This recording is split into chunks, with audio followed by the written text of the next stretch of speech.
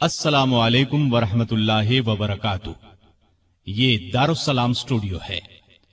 اس بار ہم آپ کی خدمت میں پیش کر رہے ہیں فاروق اعظم، انبیاء کی جماعت اور امت کے سب سے افضل انسان ابو بکر صدیق کے بعد اسلام کے دوسرے خلیفہ راشد فاروق اعظم کا درجہ ہے۔ ان کی زندگی کے واقعات دلچسپ ترین انداز میں سنیے، آپ حیرت زدہ رہ جائیں گے۔ بہت سے ایسے واقعات بھی آپ سنیں گے جو اکثر کتابوں میں شامل نہیں ہیں۔ تو آئیے سنتے ہیں فاروق اعظم۔ پیشکش محمد طارق شاہد۔ اللہ تعالی کا ارشاد ہے، وہ لوگ جو اللہ اور اس کے رسولوں پر ایمان لائے ہیں، یہی تو وہ ہیں جو ان کے پروردگار کے نزدیک صدیق اور شہید ہیں، ان کے لیے اجر اور نور ہے۔ رسول اللہ صلی اللہ علیہ وسلم کا ارشاد ہے، اللہ تعالی نے عمر کے دل اور زبان پر حق جاری کر دیا ہے۔ وہ فاروق ہے جس کے ذریعے اللہ تعالی نے حق اور باطل کے درمیان فرق کیا۔ جماعت اصحاب روشن ستارے ہیں، آسمان پر موجود ستاروں کی روشنی کم و بیش ہے۔ یہی مثال صحابہ کرام رضی اللہ عنہم کی ہے، لیکن ہیں سبھی روشن۔ ان میں سب سے نمایاں، سب سے روشن اور سب سے تابناک بہرحال پہلے چار صحابہ رضی اللہ عنہم ہی ہیں۔ یہی پہلے چار اصحاب خلفائے راشدین ہیں۔ عشرہ مبشرہ میں بھی سب سے پہلے انہی کا نام ہے۔ آج ہم آپ کو انوکھی خصوصیات والے انسان کی کہانی سناتے ہیں۔ اللہ کے رسول صلی اللہ علیہ وسلم نے اپنے 10 صحابہ کا نام لے کر فرمایا تھا، میرے یہ 10 صحابہ جنتی ہیں۔ گویا انہیں دنیا ہی میں جنتی ہونے کی بشارت عطا ہوئی۔ ان میں سے ایک سیدنا عمر فاروق رضی اللہ عنہ ہیں۔ انبیاء کی جماعت کے بعد اور مسلمانوں کے پہلے خلیفہ راشد یار غار سیدنا ابو بکر کے بعد اس دنیا میں سب سے زیادہ فضیلت دوسرے خلیفہ راشد سیدنا عمر فاروق ہی کو حاصل ہے۔ نبی صلی اللہ علیہ وسلم نے ان کے بارے میں اس طرح دعا فرمائی تھی، اے اللہ اسلام کو عمر کے ذریعے سے قوت اور عزت دے۔ ان کے زمانے میں اسلامی حکومت 22 لاکھ مربع میل رقبے تک پھیل گئی۔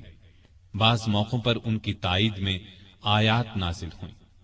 ان کی خلافت کا زمانہ بہترین اسلامی حکومت کا زمانہ تھا۔ اتنے بڑے حکمران ہوتے ہوئے دوپہر کے وقت شہر سے باہر گرم زمین پر کوئی پتھر وغیرہ سر کے نیچے رکھ کر قیلولہ کر لیتے تھے۔ ان کے واقعات اس قدر حیرت انگیز ہیں کہ سننے والے دنگ رہ جاتے ہیں۔ بڑے بڑے طاقتور حکمران ان کے نام سے کانپتے تھے، جبکہ خود ان کا یہ حال تھا کہ جسم پر کھردرا لباس ہوتا تھا۔ آپ یقیناً ان کی زندگی کے انوکھے اوراق پڑھنا پسند کریں گے، لیکن آج آپ پڑھنے کی بجائے سن کر دیکھیں، آپ کو ایک عجیب سا فرحت بخش احساس ہوگا۔ سیدنا عمر فاروق رضی اللہ عنہ ہجری سال شروع ہونے سے 40 سال پہلے 583 عیسوی یا 584 عیسوی میں مکے میں پیدا ہوئے۔ نبی کریم صلی اللہ علیہ وسلم ان سے 13 سال پہلے دنیا میں تشریف لا چکے تھے۔ والدین نے نام عمر رکھا، کنیت ابو حفص تھی، لقب فاروق تھا، یعنی حق اور باطل میں فرق کرنے والا۔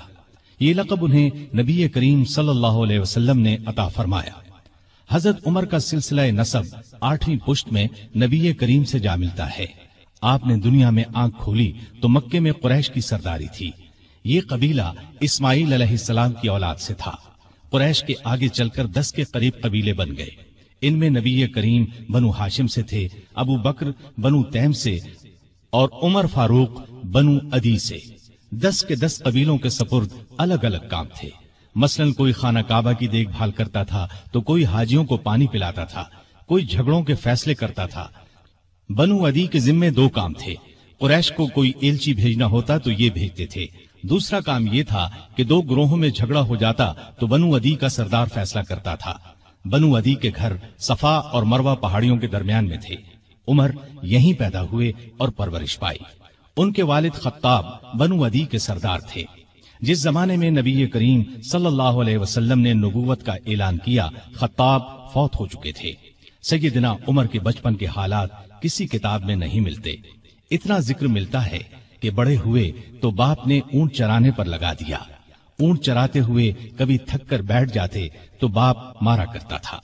जवानी की उम्र को पहुंचने तक लिखना पढ़ना सीख लिया था।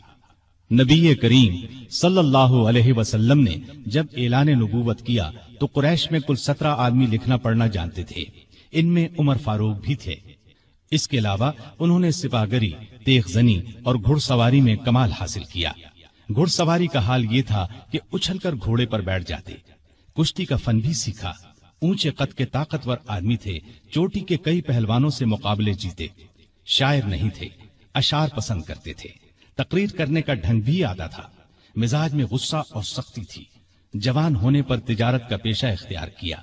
नबी करीम ने नबूवत का ऐलान किया तो उनकी उम्र 27 साल थी। उस वक्त कुरैश में बहुत ऊंची हैसियत के मालिक थे। मक्के के मुअज्जज लोगों में शुमार होता था। उनके भाई जैद बिन खत्ताब, बहन फातिमा बिनते खत्ताब और बहनोई सईद बिन जैद ने जल्द ही इस्लाम कबूल कर लिया। लेकिन उमर अपने बाप दादा के मजहब पर सख्ती से कायम रहे। डटकर इस्लाम की मुखालिफत की। मुसलमान हो जाने वालों को मारते पीटते थे। मारते पीटते 6 साल गुजर गए, लेकिन उमर किसी एक इंसान को भी इस्लाम से न फेर सके। इस दौरान में कुछ वाकयात ऐसे पेश आए जिनकी वजह से वो सख्त उलझन में पड़ गए। कभी इस्लाम की तरफ माइल होते, कभी मुसलमानों के खिलाफ नफरत महसूस करते। इसकी वजह यह थी कि रसूल करीम सल्लल्लाहु अलैहि वसल्लम के मुताल्लिक कुरैश के काफिरों ने मशहूर कर रखा था कि वो जादूगर हैं। उस जमाने में एक रोज उन्होंने रसूल पाक सल्लल्लाहु अलैहि वसल्लम को हरम शरीफ के अंदर नमाज पढ़ते देखा तो वो आपके पीछे खड़े हो गए। उस वक्त आप सल्लल्लाहु अलैहि वसल्लम कुरान पाक की सूरतुल हाका की बुलंद आवाज में तिलावत कर रहे थे। अल्लाह के कलाम ने उन पर बहुत असर किया। उन्हें यकीन हो गया कि आप न तो जादूगर हैं और न शायर हैं। दिल में इस्लाम के लिए नर्म गोशा पैदा हो गया, लेकिन बाप दादा का मजहब छोड़ने पर अब भी तैयार न हुए। कासिम बिन उस्मान की रिवायत में आया है कि एक दिन तबीयत ने जोश मारा। इरादा किया कि जिस हस्ती की वजह से वो उलझन में हैं, क्यों न उन्हें खत्म कर दें। चुनाचे नंगी तलवार हाथ में लेकर निकले। रास्ते में एक मुसलमान नुआइम बिन अब्दुल्लाह मिल गए। उन्होंने पूछा, खैर तो है, नंगी तलवार लिए कहां जा रहे हैं? बोले, मुहम्मद को कत्ल करने जा रहा हूं। नुआइम ने कहा कि पहले अपने घर की खबर तो लें। आपकी बहन और बहनोई मुसलमान हो चुके हैं। सैयदना उमर उल्टे पांव बहनोई के घर पहुंचे। उस वक्त उनके बहनोई सईद बिन जैद और फातिमा बिनते खत्ताब के घर में रसूलुल्लाह सल्लल्लाहु अलैहि वसल्लम के एक सहाबी खब्बाब बिन अरत भी मौजूद थे। खब्बाब बिन अरत उन्हें कुरान सिखा रहे थे। उमर ने दरवाजे पर दस्तक दी तो खब्बाब घर के एक हिस्से में छुप गए। फातिमा ने कुरान के औराक छुपा दिए, लेकिन उमर तिलावत की आवाज सुन चुके थे। अंदर पहुंचकर पूछा, क्या पढ़ रहे थे? मुझे मालूम हुआ है कि तुम मुसलमान हो चुके हो, अपने बाप दादा के मजहब से फिर गए हो। ये कहकर उन्होंने दोनों को मारना पीटना शुरू कर दिया। बहन के सर पर एक लकड़ी मारी, उनके सर से खून बह निकला। उस वक्त दोनों मियां बीवी के मुंह से निकला, हां ए उमर, हम मुसलमान हो चुके हैं, अल्लाह के रसूल पर ईमान ले आए हैं, तुमसे जो हो सके कर लो, इस्लाम तो अब हमारे दिलों से नहीं निकल सकता। उमर ने बहन का खून देखा और ये अल्फाज सुने तो गुस्सा ठंडा हो गया। बोले, अच्छा, जो तुम पढ़ रहे थे मुझे दिखाओ। बहन ने औराक उन्हें दे दिए। उन पर सूरह तौहा लिखी थी। उन्होंने उसको पढ़ा तो बेइख्तियार पुकार उठे, वाह, कितना उम्दा और आला दर्जे का कलाम है। ये सुनकर खब्बाब बिन अरत भी बाहर निकल आए और बोले, ए उमर, मुझे उम्मीद है अल्लाह ताला ने अपने नबी की दुआ को पूरी करने के लिए आपको चुन लिया है। मैंने कल ही नबी सल्लल्लाहु अलैहि वसल्लम को ये दुआ करते सुना है, इलाही, अबू जहल या उमर बिन खत्ताब के जरिए से इस्लाम को कुव्वत अता कर। बस ए उमर, अल्लाह की तरफ आओ, अल्लाह की तरफ आओ। ये सुनकर सैयदना उमर फारूक ने कहा, मुझे मुहम्मद के पास ले चलो। نبی صلی اللہ علیہ وسلم اس وقت دار ارقم میں تھے۔ عمر رضی اللہ عنہ خباب بن ارت کے ساتھ کمر سے تلوار لٹکائے وہاں پہنچے۔ دروازے پر دستک دی۔ ایک صحابی نے اندر سے ایک جھری میں سے جھانک کر آپ صلی اللہ علیہ وسلم کو بتایا، باہر عمر تلوار کمر سے لٹکائے کھڑے ہیں، نہ جانے کس ارادے سے آئے ہیں۔ آپ کے چچا سیدنا حمزہ رضی اللہ عنہ بھی اس وقت وہاں موجود تھے۔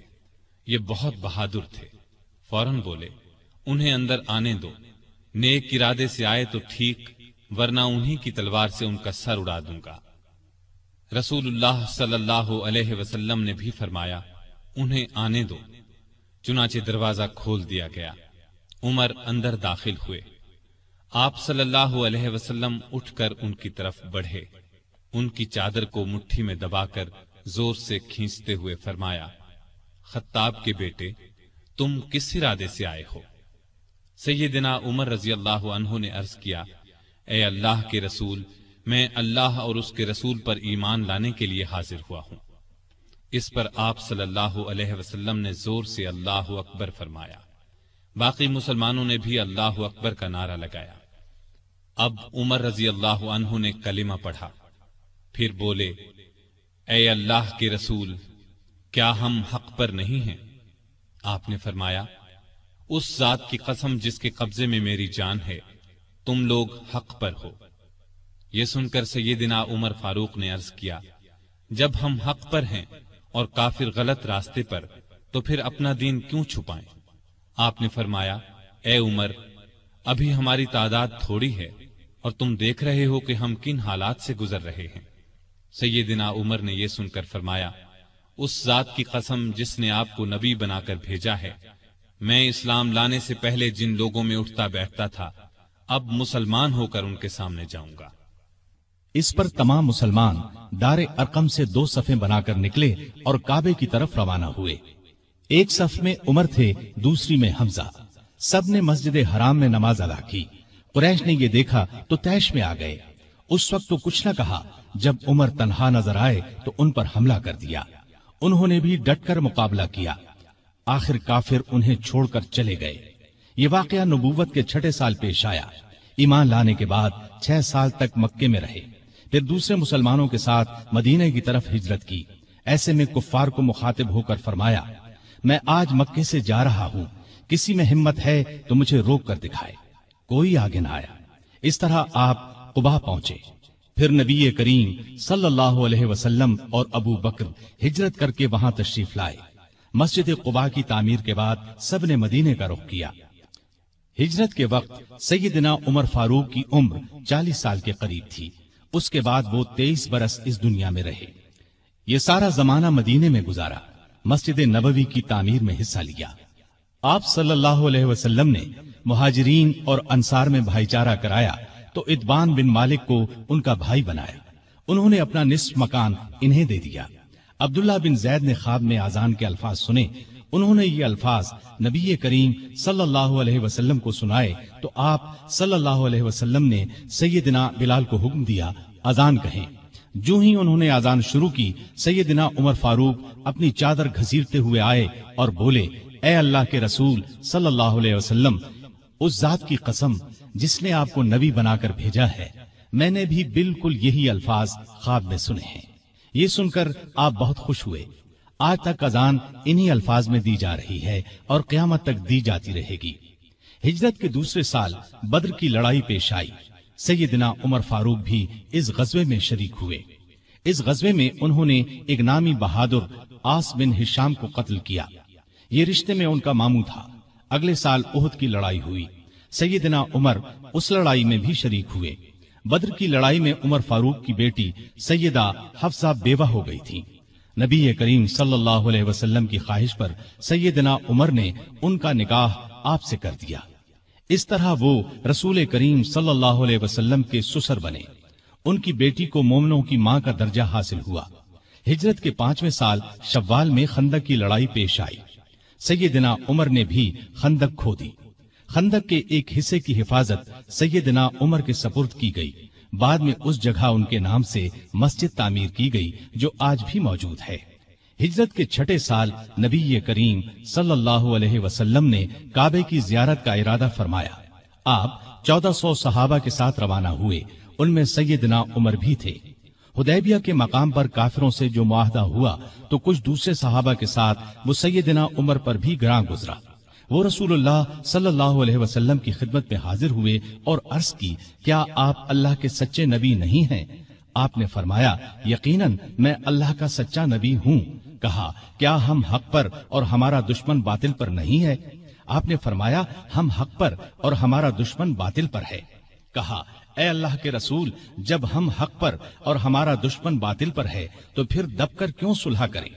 آپ نے فرمایا، میں اللہ کا رسول ہوں، اللہ کے حکم کے خلاف نہیں کرتا، وہی میرا مددگار ہے۔ سیدنا عمر پھر ابو بکر صدیق کے پاس گئے اور ان سے بھی یہی کہا تو انہوں نے فرمایا، اے جوان، بلا شبہ نبی کریم صلی اللہ علیہ وسلم اللہ کے رسول ہیں، وہ اپنے رب کی نافرمانی نہیں کر سکتے اور وہی ان کا ناصر و مددگار ہے۔ بس ان کی رکاب کو تھامے رہو، یعنی ہر معاملے میں ان کی فرما برداری کرو۔ نبی کریم صلی اللہ علیہ وسلم نے فرمایا، میں اللہ کا رسول ہوں، اللہ کے حکم کے خلاف نہیں کرتا، وہی میرا مددگار ہے۔ تب جا کر سیدنا عمر کو اطمینان ہوا۔ نبی کریم صلی اللہ علیہ وسلم واپس روانہ ہوئے تو سورہ فتح نازل ہوئی۔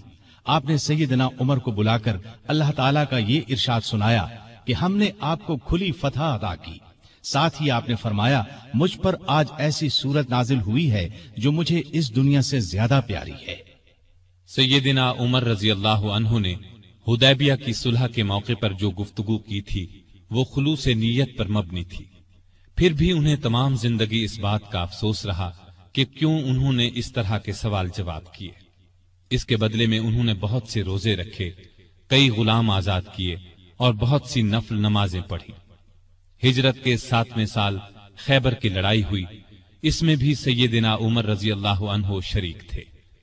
ذی-قعدہ 7 ہجری میں نبی صلی اللہ علیہ وسلم عمرے کے لیے تشریف لے گئے۔ 2000 مسلمان آپ کے ساتھ تھے، سیدنا عمر بھی ان میں شامل تھے۔ ذات سلاسل کی جنگ میں بھی شریک ہوئے۔ سلاسل جگہ کا نام ہے، یا اس مقام پر قبیلہ جزام کا ایک چشمہ تھا جس کا نام سلسل تھا۔ مسلمان لشکر اسی چشمے پر اترا تھا، اسی لیے اس غزوے کو ذات السلاسل کہا جاتا ہے۔ 8 ہجری 10 رمضان کو رسول اللہ صلی اللہ علیہ وسلم 10,000 ہتھیار بند صحابہ کے ساتھ مدینے سے مکے کی طرف روانہ ہوئے۔ ان میں سیدنا عمر بھی شامل تھے۔ مکے سے کچھ فاصلے پر آپ صلی اللہ علیہ وسلم نے پڑاؤ ڈالا۔ اس میدان کا نام اب وادی فاطمہ ہے۔